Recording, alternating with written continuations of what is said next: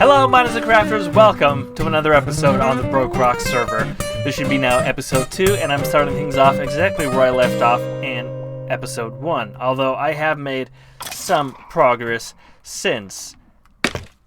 You guys seem to enjoy last episode. I'm glad you did. You seem to enjoy the fact that I actually got a lot done, and I'm actually astounded with that as well. Let's go ahead and get these Sculk sensors because we're going to need them later. We're going to be working mostly on this massive contraption today, but I'm going to show you all the improvements I have made off camera. Of course, right now I have taken off some stuff that's not going to be permanent anyway. I added a wall of pistons over here. Finally managed to enchant myself some fortune and get all the iron that I needed to make all the pistons, so now this pushes everything out in a big block. But as you can see, there's a lot of stone in there. I don't want that. So one thing that I need to make is something that will push this into the giant block, but only when there's enough Sculk here to do that. How? Well, that's what these are for, Sculk sensors. They can detect when a mob is dying nearby, and I'm going to use them to detect when mobs fall down, and only then will this thing activate and push more of the Sculk into that giant block. So I'm going to show you how to do that in a minute, but first I want to show you something I did with Voided earlier. Hey Mike, how's it going?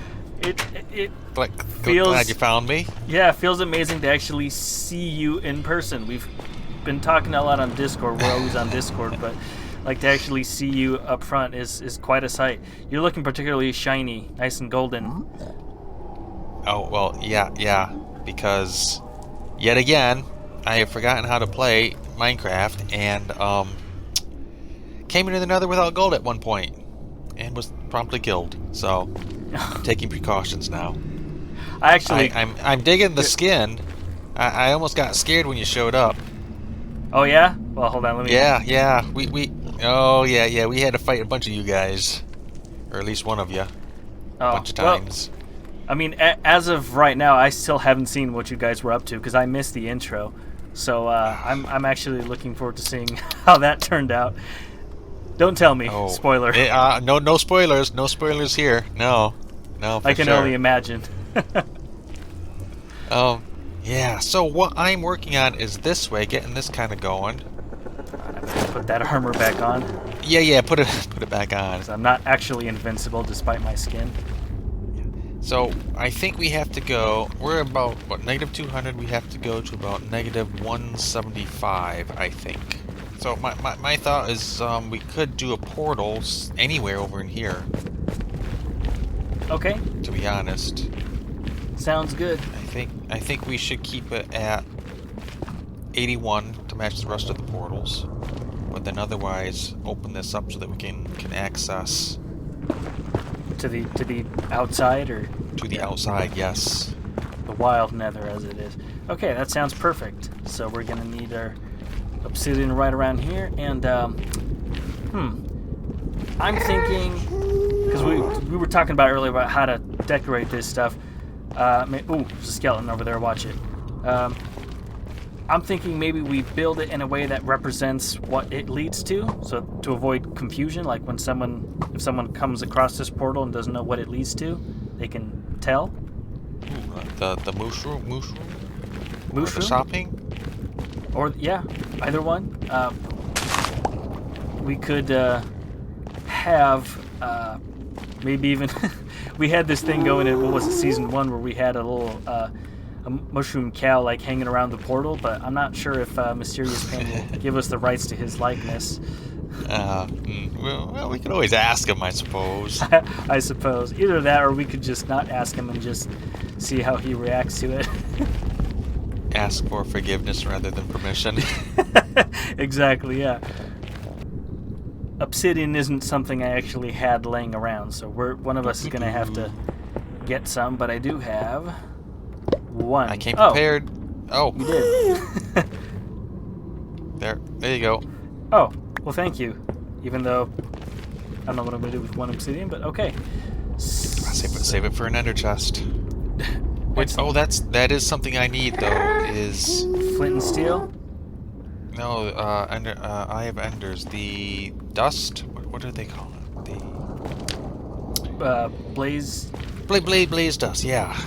So hopefully at some point in the Nether, I can get. Do you want to go through first? Okay. Or okay, together? Might as well do it together, I guess. Together.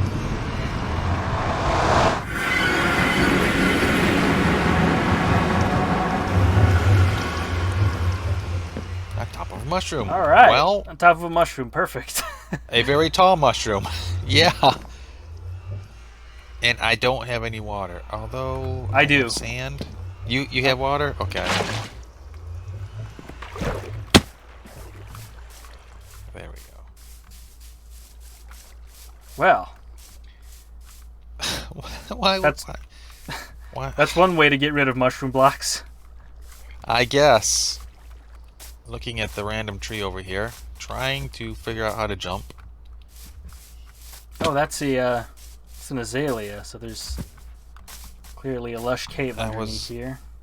Okay. I was concerned that there was like a plains biome in the middle of our mushroom biome,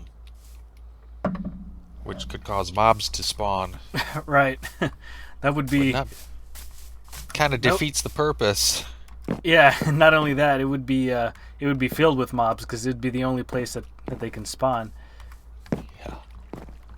Although there was a long time ago, there was this bug that caused spiders to spawn on top of leaves in mushroom biomes. Oh, really? Yeah, this was a long time ago. I'm talking like this was like 3 or 4 years ago, and I remember just being AFK there, thinking everything is fine.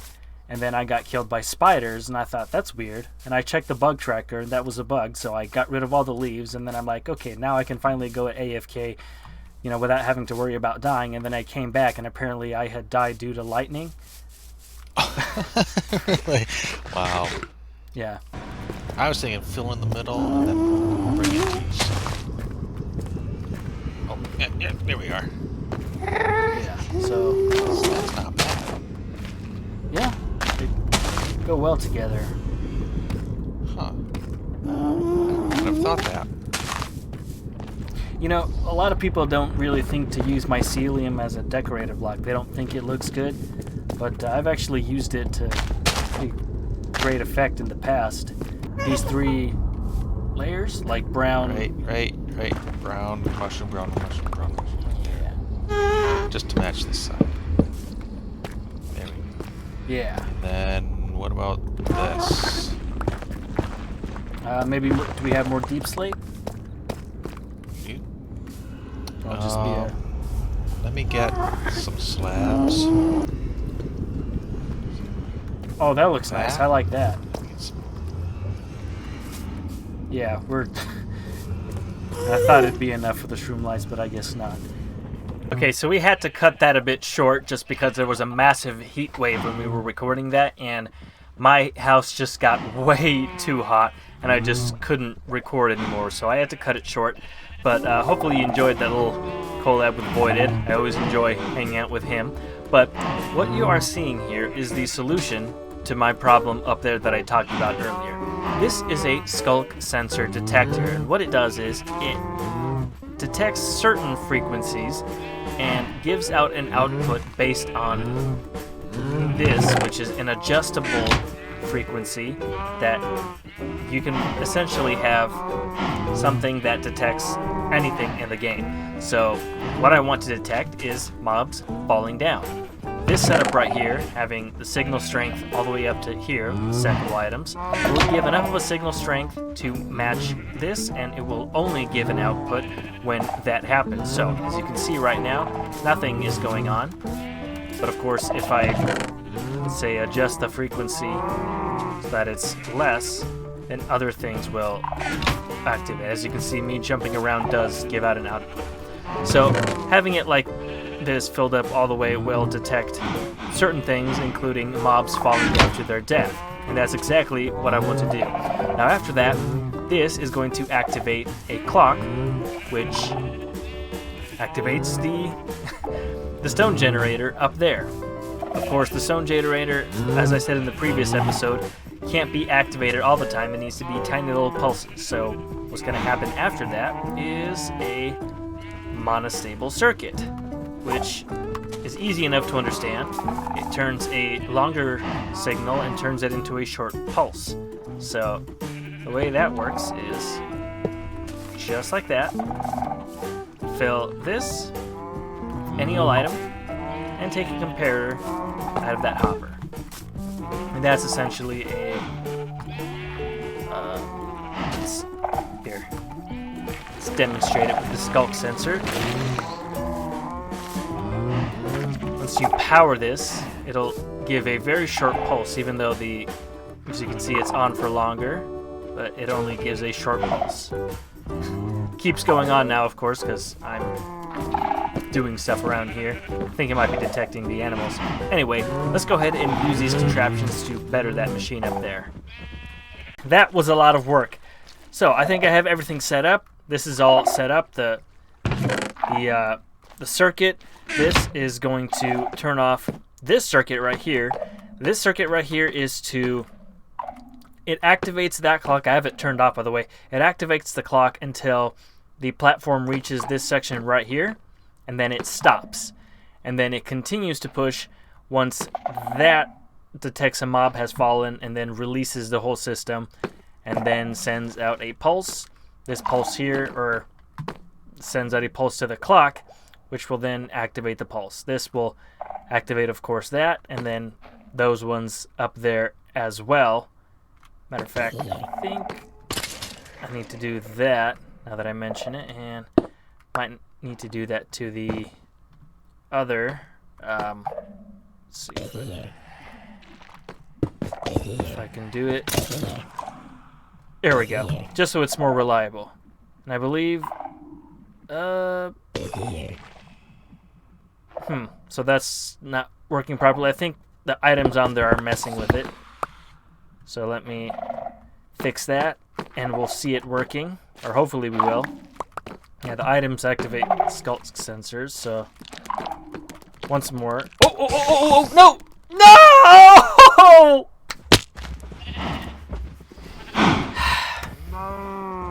That has happened about 15 times since I started building this, and I'm tired of losing so much experience.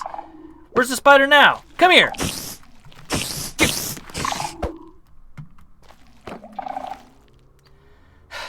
Well,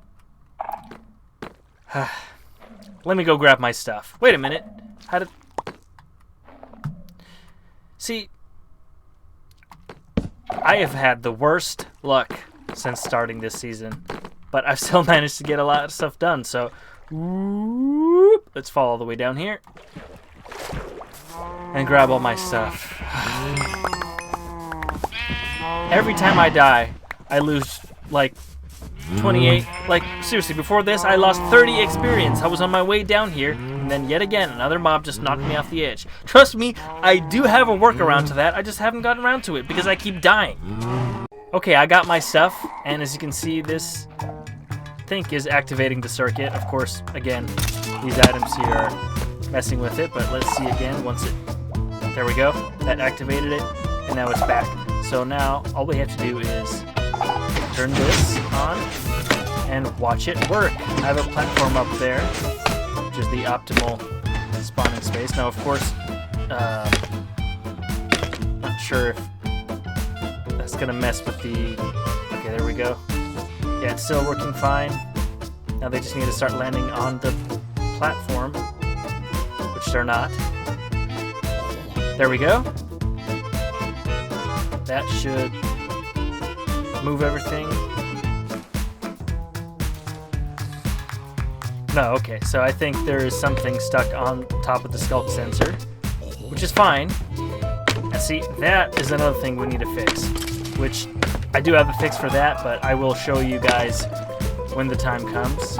Yeah, see, the Sculk sensor is on top, or when there's items on top of the Sculk sensor, it does mess with it. So let's try that again. And hopefully, should be a mob coming down here any second. Here we go, and let's follow it down. There we go. And now it has been pushed. Now, of course, the Sculk sensor prevents Sculk from spreading around if a mob lands on directly on top of it. The mob has to die on top of the stone for it to spread. Boom, see? And I believe there is absolutely no stone going through. So, with a few glitches aside, it is working. Okay, so I've discovered a massive problem. What's happening here is that whenever this activates, this circuit turns on and off because of it.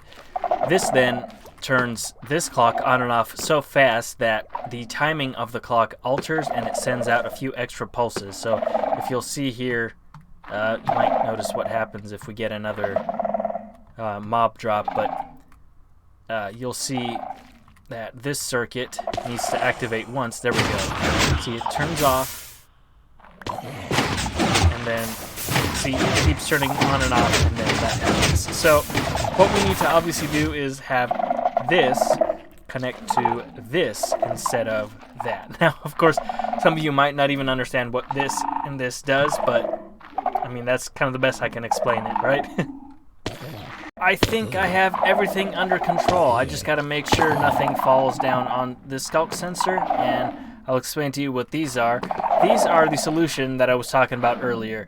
If there are many Sculk sensors present, then new Sculk sensors will not spawn and break this whole mechanism. And I'm going to need to gather quite a few of these so that I can place them all the way up top here, all along the edge in a stack. So basically they're going to be stacked up like this, because as each layer grows higher, then there's going to need to be Sculk sensors within a higher area every time to prevent them from spawning and breaking the whole thing. And the reason they break everything isn't just because when mobs fall down on them they don't spread the Sculk, but also they're not pushable by pistons, which means that if they spawn on top of something right there, it will break the whole thing. So why don't we go ahead and, I'm going to silk touch these because I do need them for later. I'm going to go ahead and turn everything on to see if it actually works properly now. Let's babysit this, of course, carefully. Now, fingers crossed that everything works this time. Let's get a little bit higher.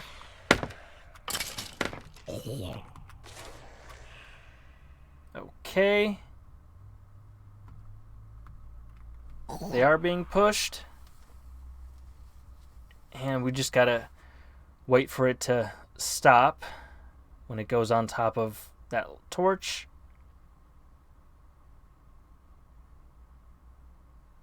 Perfect. It has stopped now, and it should keep going whenever a mob dies on top of it. No? I wonder why that did not work. Probably another item on top of that Sculk sensor, isn't there?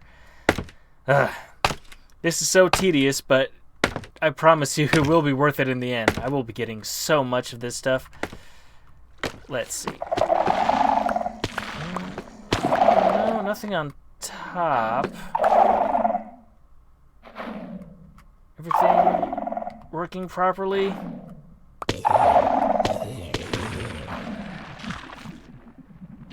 Or is it...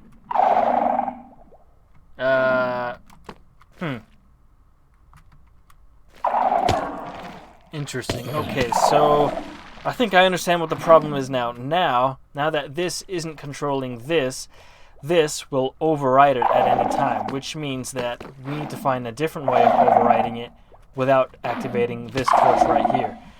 My goodness. This is more complicated than I expected. You'd think I would know how to fix this, but I tried this many times in creative and had something that was working perfectly, and just as I was about to, finalize a design and copy it over to this world, that world that I was building it on corrupted.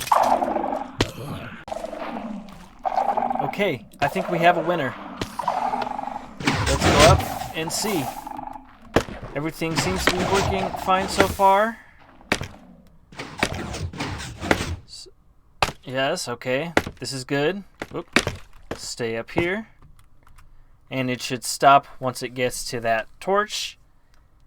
and then it should keep going when the mobs fall on top of it. There we go. Now it should stop. It's not stopping. And we're getting some cobblestone, which is not good. This is really killing me. I've decided to just ditch this part of the circuitry. It was creating more problems than it was solving, and I think the way I can get around not needing to use this is to just never take away anything past this area right here, and everything should be fine. I actually, now that I think of it, wasn't really planning on digging this far back anyway. I was only going to start getting it from that chunk right there.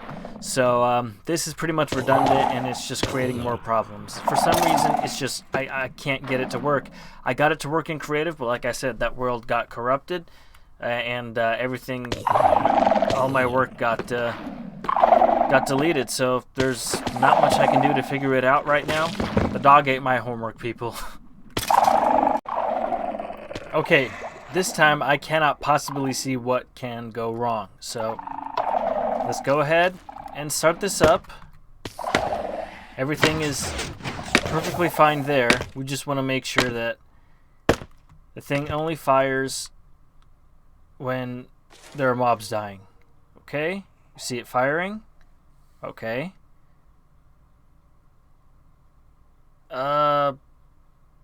Well, it's firing without mobs dying.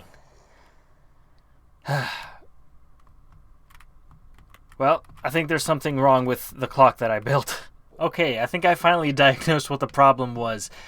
Frequencies are different across Java and Bedrock, but the wiki just has ones. It doesn't say there is a difference, but I noticed in creative when I went to test to see what was going on that there is indeed a difference, that frequencies don't match up. And what was messing up the system was the pistons activating at the same signal strength as mobs dying. So I just placed a whole bunch of wool over here and over here, and now I'm not getting any interference. So hopefully this works. Alright, there we go. I think it's finally starting to work. Now, of course, the loot, we'll figure out what to do about that at a different time, but for now, let's see, because it's quite difficult to tell. We need a period where there's no mobs at all, so we can verify that nothing is going on. Yeah, see, it seems to be activating while there's no mobs.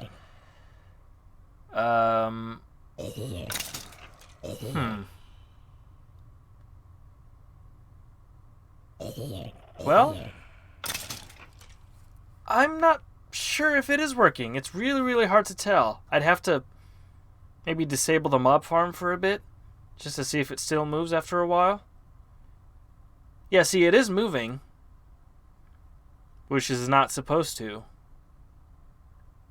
So what's activating the circuit now? I am stumped on this. You guys are going to have to let me know in the comments, because I am completely out of my element here. I had it working in creative just a few weeks ago before the world corrupted, so I have no idea what I'm doing wrong.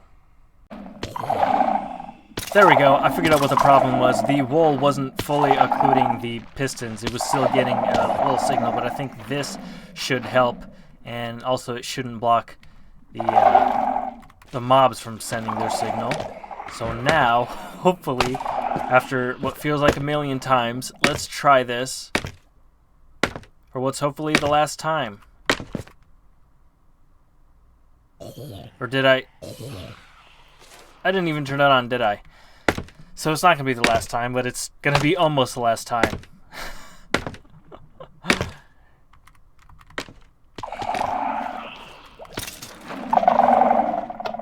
There we go. That should do it.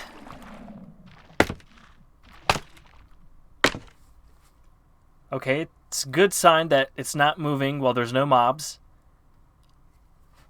All we need to see right now for this to be working is a mob falling down and then it moving. Yes! Oh my god. I think it's working. And now it stops because there's no mobs. And the next wave comes. Yes! Finally! Oh my goodness, I am so happy it finally worked. This is insane. I have never spent so much time on such a minor part of a single farm. This has drained me. I need to take a break.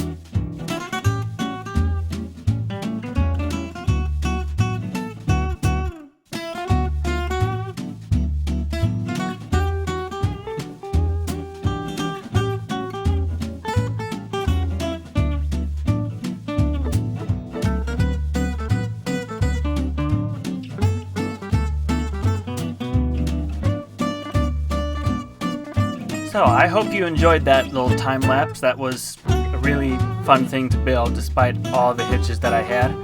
However, I'm coming to you now minus a whole bunch of items. In between the last clip you saw and this one, I went to the Nether to get some blaze rods so that I can prepare the next thing that I was going to do for you. I was going to make myself some potions of weakness and convert some zombie villagers, and that way I was going to get myself some mending for all the stuff that I had. Well, it turns out things turned really bad when I went to the Nether, and it snowballed out of control so quickly. I kind of dragged Hey Old Guy into this. I think he's on the server right now, but yeah, he died a whole bunch of times. I died a whole bunch of times. I lost a bunch of items. It just got out of control. Once I died the first time, then mobs started taking my armor, so I had no armor to fight them back, and my weapons as well. So by this point, we're fighting a whole bunch of armored, difficult mobs, and we don't have any armor to wear. So it's like we keep dying over and over again, and I end up losing a bunch of stuff. But the good thing is that I have a whole bunch of stuff already fortuned and already dug out. So that's pretty much all I'm left with. Is this pickaxe is the only really thing of value, plus the armor that I'm wearing. I did manage to actually beat them, but in the 5 minutes that you have between your items to spawn, it's really hard to think strategically on how to get your stuff back. So yeah, I lost it all. Well, hopefully we can re-up by the next episode. That's going to do it here for me. I know I said I was going to raid an ancient city today, but I've been planning things around, and next episode, me and Voided, we're going to hit the ancient city that's close by. So, hope you enjoyed this video. If you did, please leave a like, and don't forget to hit that bell. Bye.